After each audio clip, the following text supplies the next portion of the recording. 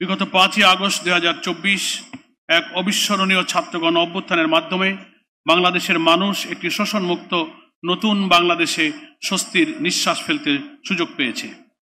এই দীর্ঘ সময়ে প্রতিকূল রাজনৈতিক পরিস্থিতি মোকাবেলা করে জুলুম, নির্যাতন, মামলা, হামলা, কারাবরণ ও শাহাদাতের পেয়ালা পান করে এই বিজয় অর্জনে যারা ঐতিহাসিক অবদান রেখে গেছেন তাদের সকল কোরবানি ও শাহাদাত মঞ্জুরের জন্য মহান আল্লাহর দরবারে দোয়া করছি। হাজার হাজার ছাত্র জনতা আহত, ক্ষতবিক্ষত ও অসুস্থ অবস্থায় বিভিন্ন হাসপাতাল ও ক্লিনিকে চিকিৎসাধীন অবস্থায় কষ্ট পাচ্ছেন।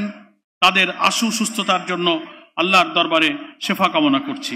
তাদের শোকাহত পরিবার ও স্বজনদের প্রতি গভীর শোক ও সমবেদনা জ্ঞাপন করছি।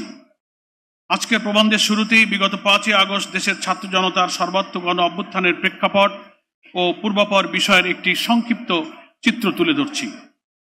2006 সালের 28শে অক্টোবরে খুনি হাসিনার নির্দেশে লগি বৈঠা দিয়ে রাজধানীর পল্টনে প্রকাশ্য দিবালোকে নিষ্ঠুর ও লোমহর্ষকভাবে 6 জন জামাত ইসলামী ও ছাত্র শিবিরের নেতাকর্মীকে হত্যা ও অসংখ্য ভাইকে আহত করার মাধ্যমে ফ্যাসিবাদী তাণ্ডবের ঘৃণ্য সূচনা হয় এবং বাংলাদেশ তার রাজনীতির গতিপথ হারাতে থাকে। এরই ধারাবাহিকতায় বিগত 2009 সাল থেকে আওয়ামী ফ্যাসিস্ট সরকার ক্ষমতায় বসেই আধিপত্যবাদী শক্তির সেবাদাস হিসেবে এদেশের মানুষের উপরে সীমাহীন জুলুম, দুর্নীতি, লুটপাট, খুন, গুম, রাষ্ট্রযন্ত্রের সর্বনাশা দলীয়করণ, বিরোধী রাজনৈতিক দলের উপর মিথ্যা মামলা, সকল গণতান্ত্রিক ও সাংবিধানিক অধিকার তথা ভোটাধিকার হরণ করে ইতিহাসের কলঙ্কিত এক স্বৈর শাসক হিসেবে চেপে বসেছিল। 2024 সালের 5ই আগস্ট পর্যন্ত আমাদের প্রিয় এই জন্মভূমির আর্থসামাজিক অবস্থা, শিক্ষা, সংস্কৃতি, ইসলামী মূল্যবোধ তথা আমাদের স্বতন্ত্র জাতিসত্তাকে তিলে তিলে ধ্বংস করে এক সর্বনাশা পরিণতিতে পৌঁছে দিয়েছে। 2009 সালের পিলখানায় 57 জন চৌকস সেনা কর্মকর্তার 74 সহ 74 জনের নৃশংস হত্যাকাণ্ড, 2013 সালের 5ই মে শাপলা চত্বর হত্যাকাণ্ডের মতো বর্বর ঘটনাবলী ফ্যাসিবাদের বিভৎস রূপকে জাতির সামনে উন্মোচিত করেছে। তথাকথিত মানবতা বিরোধী অপরাধের নামে সম্পূর্ণ রাজনৈতিক প্রতিহিংসা চরিতার্থ করার উদ্দেশ্যে মিথ্যা ও সাজানো ও বানোয়াট মামলায় একের পর এক জামাত ইসলামীর শীর্ষ 11 জন নেতাকে হত্যা করা হয়। হাজার হাজার আলেম ওলামা, ইসলামিক স্কলার ও লক্ষ লক্ষ নিরপরাধ মানুষকে কারাগারে আটক করা হয়, রিমান্ডে নিয়ে নিষ্ঠুর নির্যাতন করা হয় ও মিথ্যা মামলায় সাজা দেওয়া হয়। আয়নাঘর এবং ক্রসফায়ারে নিয়ে বহু মানুষকে নির্যাতন করে হত্যা করা হয়। সাংবিধানিক বাধ্যবাধকতার দোহাই দিয়ে জনমতকে উপেক্ষা করে কেয়ারটেকার সরকার পদ্ধতি বাতিল করে ফ্যাসিস্ট আওয়ামী লীগ 2014, 2018, 2024 সালের জাতীয় সংসদ নির্বাচনের নামে ইতিহাসের নজিরবিহীন প্রহসনের নির্বাচনী নাটক মঞ্চস্থ করে।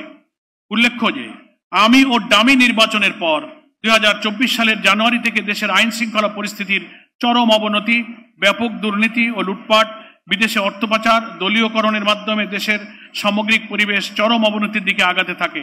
তৎকালীন আইজিপি, সেনাপ্রধান, র্যাবের ডিজি সহ সর্বপর্যায়ে সীমাহীন দুর্নীতির কারণে দেশের মধ্যে ব্যাপক ক্ষোভের সৃষ্টি হয়। এজন্য মার্কিন যুক্তরাষ্ট্র তাদের বিরুদ্ধে নিষেধাজ্ঞা জারি করে। শেখ হাসিনা ও তার পরিবার দেশকে দুর্নীতি, স্বজনপ্রীতি ও সন্ত্রাসের রাজত্বে পরিণত করে। দেশি বিদেশি রাজনৈতিক পর্যবেক্ষকদের অভিমত ছিল যে কোনো সময় গণবিস্ফোরণের মধ্য দিয়ে অবৈধ শেখ হাসিনা সরকারের পতন ঘটতে পারে। 5ই জুন সরকারি চাকরিতে কোটা বাতিলের পরিপত্র অবৈধ ঘোষণা করে হাইকোর্ট রায় প্রদান করে। 6 জুন ঢাকা বিশ্ববিদ্যালয়ের শিক্ষার্থীরা এর বিরুদ্ধে বিক্ষোভ মিছিল ও সমাবেশ করে। 9 জুন বিশ্ববিদ্যালয়ের শিক্ষার্থীরা আবারও বিক্ষোভ সমাবেশ করে এবং শিক্ষার্থীদের দাবি মানতে 30 জুন পর্যন্ত সরকারকে সময় বেঁধে দেয়।